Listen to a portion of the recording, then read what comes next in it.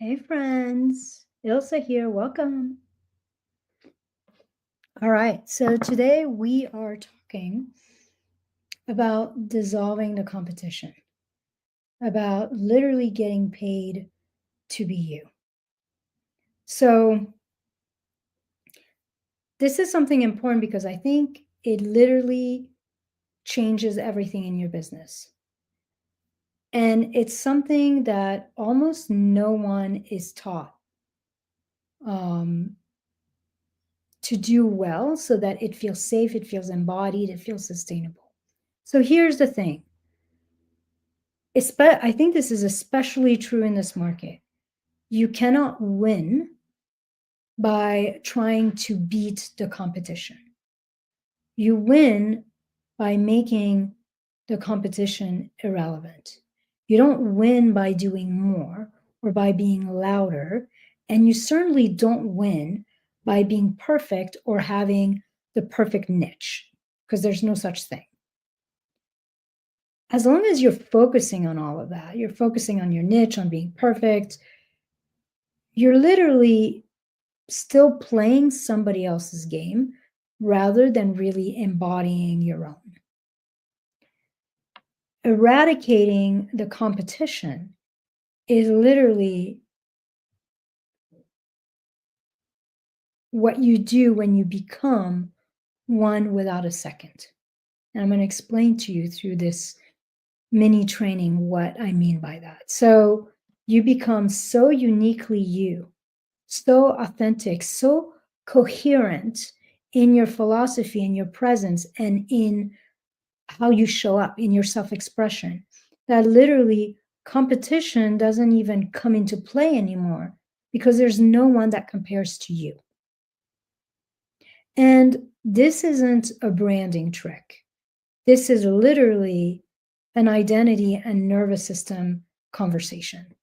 It's a shift in identity and it's an expansion of your nervous system. It's about feeling so safe being you and being here, and so safe doing the work you were born to do, that you truly enter your zone of genius and you unmute yourself and you start to unleash the uniqueness of your work. And when you do that, suddenly you're irreplaceable as well as uncomparable. And here's the thing, like all the time people will say to me, well, my work's not that unique. But that's false. Like when you start to really dive into it, I have never worked with someone where I haven't been able to figure out with them exactly how what they do is very unique and completely different than what other people do in their industry. Here's something I see over and over again in really deeply skilled practitioners, coaches, healers, leaders. They know they're good. They know their work has depth, and yet they're still subtly organizing themselves and what they do around the market, or they're following trends, or following other people's blueprints, like their business coach's blueprint. Essentially, they're being consumers rather than really stepping into being a creator. They're watching, they're following, they're comparing themselves, they're adjusting what they do to fit what they believe will work based on other people.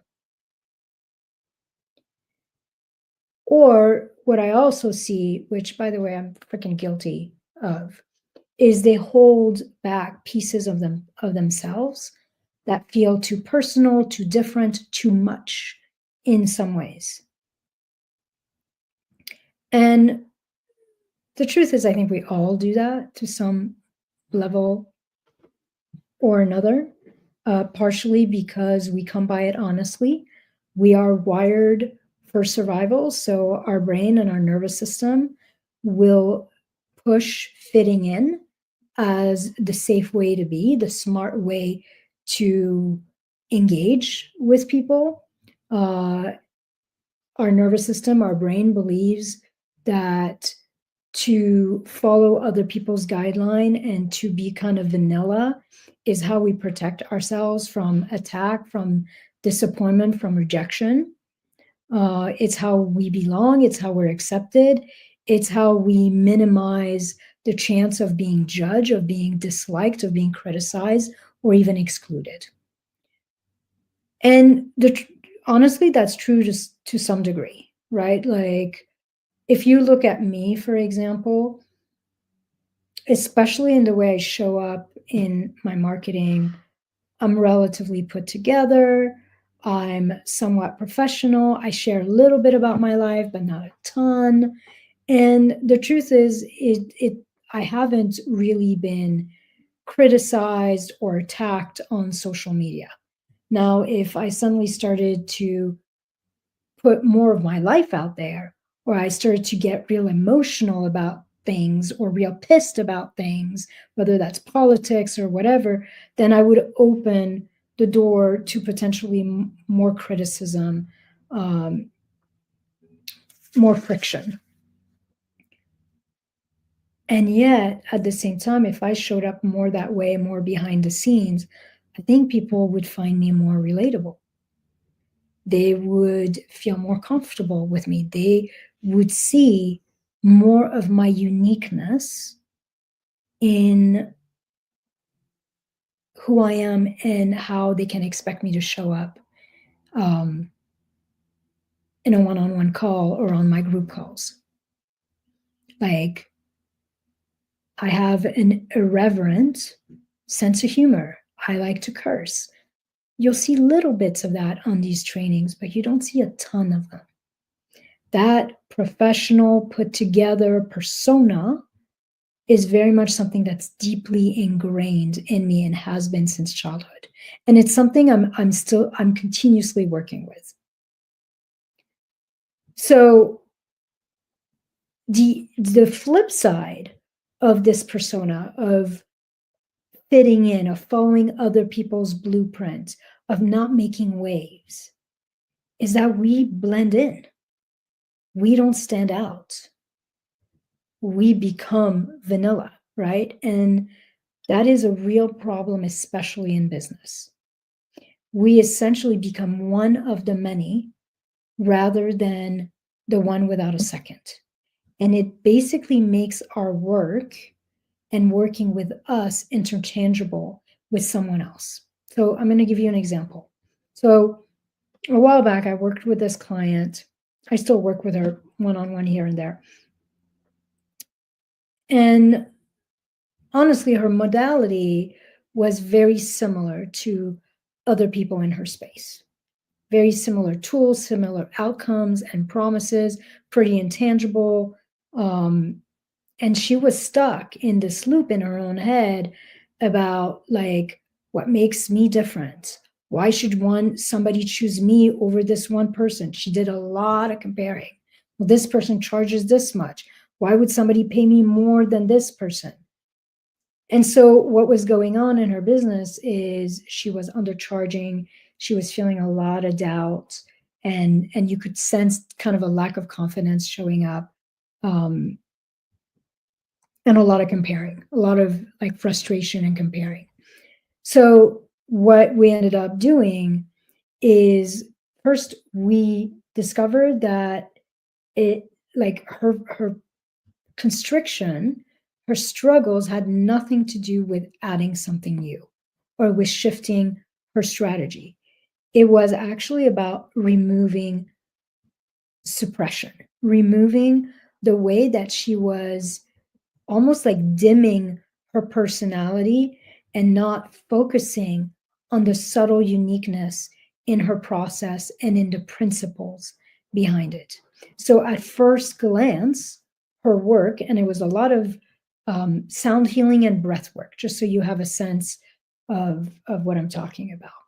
Like, at first glance, it seemed very similar to what other people who do breath work and sound baths and such were doing. But then she and I started talking, and I was asking her a bunch of questions in terms of her approach and her philosophy. And suddenly it was clear to me that all her background was incredibly unique. And the philosophy, the principles behind the work she was doing was literally something I had never heard about. It was all around union and tantric philosophy and how everything is one and how the universe started from a sound and like it was and and God breathing the world into being. Like it was incredibly unique and interesting. Like she had this very specific worldview about power, about embodiment, about leadership, about spirituality and the way the world was like materialized. And all of that really was deeply ingrained in the work, including her own life experience, her own healing journey. But the truth is, I couldn't see any of that shit in any of her marketing. Like she had a specific way of using this work for herself in her relationships, in her business, in her day to day, in her parenting, in the way she made decisions. She never spoke about any of that because it felt almost like it didn't matter, like it shouldn't matter, and it was personal and all of that. And so when I kind of dived into like how come she wasn't bringing any of that stuff forward, one, it was clear that she was trying to stay professional, kind of like me, right? She was explaining herself and educating to death, like trying to prove the value of her work and prove the value of breath work and the value of sound healing and vibrational healing and all of that. She was putting on this mask of propriety so that she would be taken seriously and talking a lot about the science behind there and stuff, which I think some of that is valuable, but you could tell that a lot of that came from doubt and from lack rather than from true excitement and confidence. And essentially, for me, a lot of what I was seeing with her was because her nervous system was associating visibility with exposure and the work she was doing with being woo. And for her brain, for her nervous system, that sense of exposure, that sense of being woo felt like danger. It felt like she was opening the door to be humiliated, to be criticized, to be attacked, to be made to feel like her work didn't matter. So, of course, what we did was we really worked on safety, on feeling safe to be herself, feeling safe to bring her work forward, on feeling so on fire for the work that she was doing, including the philosophy and everything behind it, that she felt truly safe and ready to be seen in it and for it to be seen really in the uniqueness that it is. Because what she was doing once I got to know her sounded nothing like what I heard other breath work and sound healing practitioners talk about and do. So, as her body learned that being seen as herself was safe, that this work that she was doing was her birthright, her divine assignment, that it was her God zone, and she exactly what she was meant to share and what she was born with, and she learned to really anchor in that, to trust in that, then you could see a shift. She started seeing that being herself, showing up in that way wasn't going to automatically lead to rejection or collapse. On the contrary, being that truthful about who she was and about how unique her work was, and being seen in that expression, being that way would call her people to her, the people who were meant to work with her. It would be being that anchored in the truth of who she is and of her work would actually make growth and marketing so much more fun for her and so much more sustainable. Because the truth is, that that persona actually takes work. It takes energy more so than just being ourselves once we learn to feel safe with being ourselves. So for her, that like something really shifted at that point, both in how she was looking at her work and how she was speaking about her work and the transformation she was here to birth. And then actually things really started to take off. Like she raised her prices, like people were interested, people felt like what she was offering was completely different, which it was always that way, but no one could tell. So now what I want to do for just the last little bit, I want to come back to being a little more tangible and tactical with you. I want to share with you the two pillars that you need to focus on. And I obviously have talked about them, but I want to give you a little bit more of clarity about what I mean that way. So the two pillars that you have to focus on to become one without a second, to literally be irresistible, unreplicable, to make the competition irrelevant. So the first pillar is something I refer to or call your golden thread. And your golden thread is basically the true through line, the underlying uniqueness, philosophy, principles that run through your work. It includes the philosophy behind your work. It includes your lived experience with your work. It includes your way of seeing the world that has influenced your work and makes it different from people in your industry. It includes the missing link. So this golden thread is not your niche. It's not your offer. It's literally the missing perspective in your field that only you can bring. And often this thread is kind of hiding in plain sight. It's the way you naturally explain things to client. It's the way you naturally start working with clients, but you've never put words to it, or you don't clarify beyond your container about what that looks like and what that is.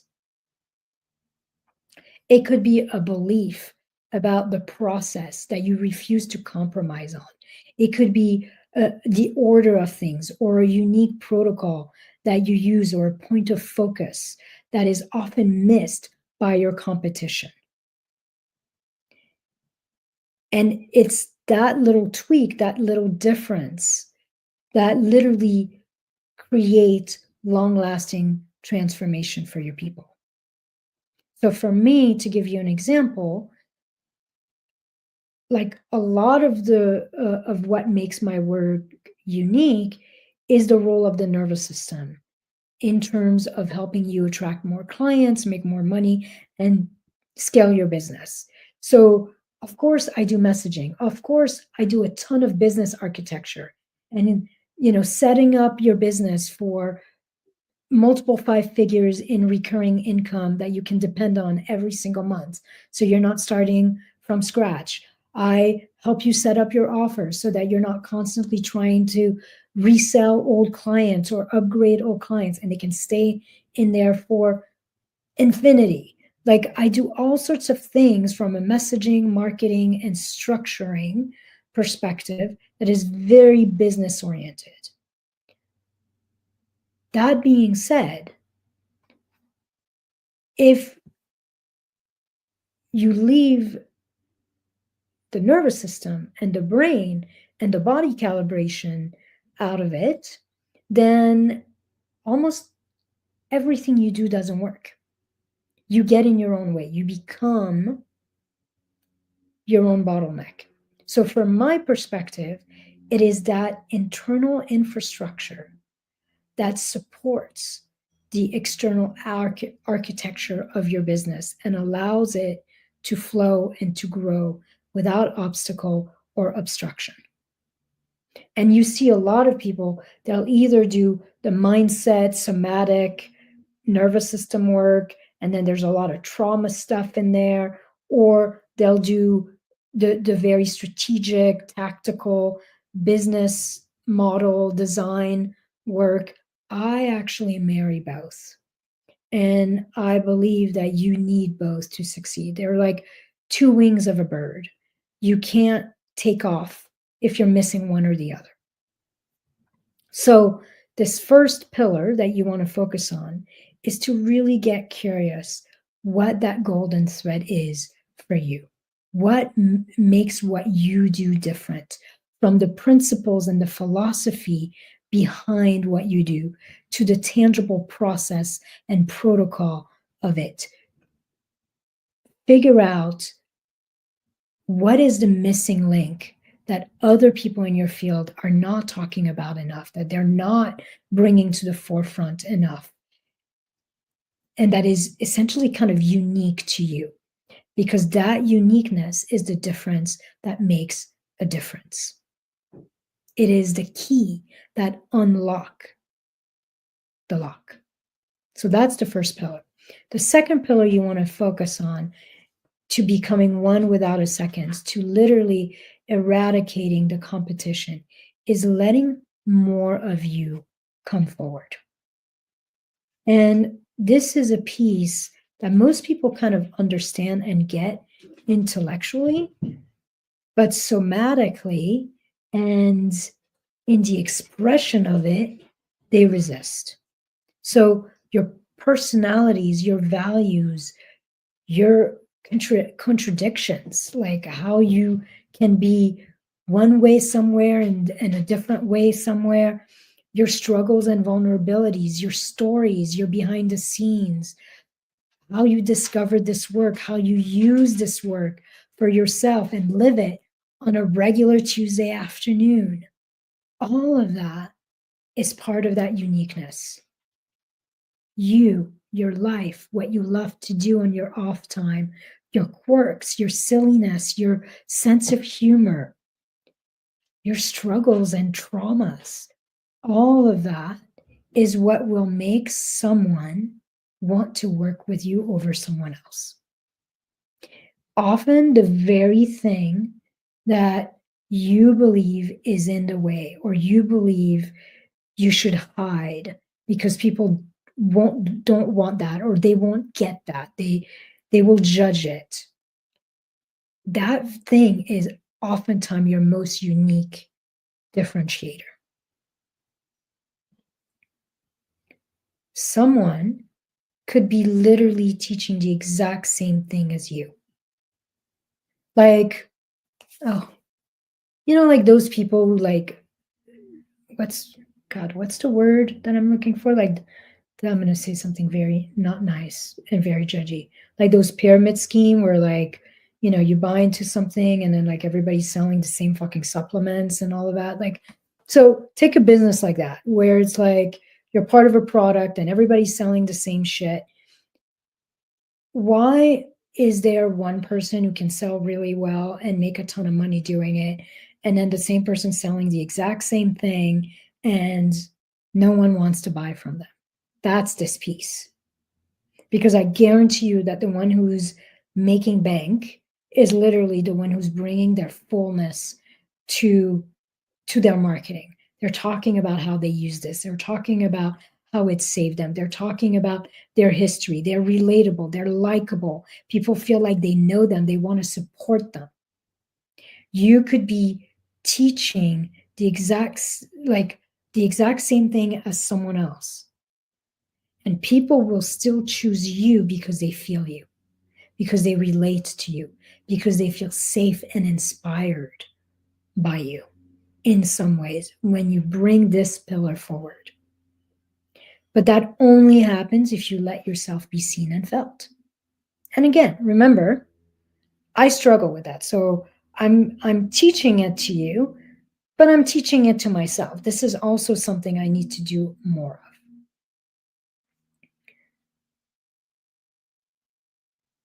This is almost like an invitation for you to honor and bring forward the fact that there is no one else on this planet that is quite like you. Here's the thing, your work, your craft has a God zone, a fingerprint, something very unique that no one else has or does or focuses on. And you, my friend, also have a God zone, a fingerprint. And 8 billion plus people on this planet, there is literally not a single one like you. And there will never be another one like you. That's by design. That God zone, that fingerprint, that uniqueness is by design. And you have to bring that design forward so that you can call those that you were born for as an individual and in terms of your work. Your work was born, what came into being for a group of people. And they can't see you, they can't feel the call of your work until we start to bring this. I'm including myself. Until we start to bring this forward more. And that's when you become one without a second. And so here's the caveat, right, with the second pillar. It's hard. As I said, I'm not great at it. It requires a certain level of capacity and a sort of bravery that most of us are not born with, and we're continuously expanding and calibrating for. Because being unmistakably you, undimmed in your work, that means that you're going to be seen without having the ability to manage perception. It means being misunderstood by people who aren't aligned, aren't your people, and being willing and able to be misunderstood, to be disliked. It means no longer hiding behind polish or professionalism or some kind of posturing in some ways. It means the mask has to come off. And that can be incredibly threatening to our internal wiring, to our physiology, to our neurology. It's not strategy. That's nervous system work. That's identity work. When your body knows that it is safe to be visible, that's when your expression becomes full and unleashed and coherent throughout. Who your audience knows is who your clients know, and who your clients know ends up being the same person that your best friend knows or close to it.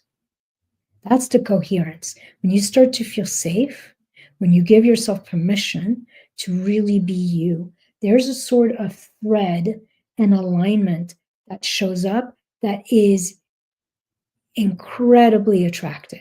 That freedom of expression, that coherence is magnetism. And it is a huge chunk of what makes you in your business, in your marketing, in your sales, irresistible and makes the competition completely irrelevant. Now, all that being said, that doesn't exist in isolation from your business and your business structure. On the contrary, it influences it. So when you have clarity on your golden thread, and when you allow yourself to be fully and authentically who you are and be self-expressed in your business in that way, and in that sort of like way of being ripples into the rest of your business architecture. You become clear about what feels good to you and what doesn't, what feels aligned and what doesn't. You become clear about what your offer should focus on so that it's not only most appealing to your ideal clients, to the people you're meant to serve, but also so that it feels really comfortable and exciting and enlivening to you. You, at that point, you stop overgiving, you stop undercharging, you stop stuffing your offers with a bunch of shit to overcompensate for something that some part of you believes is lacking or missing, because you see that there's nothing lacking or missing. You are one without a second. And you start to design your business and your offers so that they will be able to grow with you and you will be able to love them long term. When you are in that fingerprint, in that God zone, in that fullness of self expression, because you're no longer fragmented, because you're no longer doubting yourself or the value of your work, then your business ceases to be fragmented. We're back into that coherence zone because you feel clear. You literally have the clarity and the confidence you need so that you know exactly what to do next and how to deliver it and how to scale it. And how to scale it and grow it in a way that is not only profitable, but also deeply satisfying to you. So if you're feeling invisible, if you feel like you're doing all the things and it feels hard, it feels heavy, nothing's flowing, it's not working the way you want, then you probably don't need another strategy or a better tactic. More than likely, you haven't learned that it's safe for you to stand fully in your difference, in your fingerprint, both the fingerprint of your work and the fingerprint of your being. And that's work that we can do together. Becoming one without a second isn't about outperforming others. It's about inhabiting yourself and your work so completely that comparison no longer applies. That's when people find you. That's when selling becomes simple. That's when your work finally lands the way you always wanted it to. That's when you design a business that feels really easeful and nourishing to grow and is simple to organize, to deliver, to keep moving with. This is the work that makes everything you do work. So if you'd like to go deeper, if you want to find out more about how I work with people, then I want to invite you to check the description of this training. You'll find a few ways for you and I to go further, some free, some paid. It would truly be my great honor to put my 22 plus years of experience as a psychotherapist, an expansion expert, a strategist to work for you and for your next level of success and expansion. All right, that's what I have for you. I hope this was helpful and talk to you soon.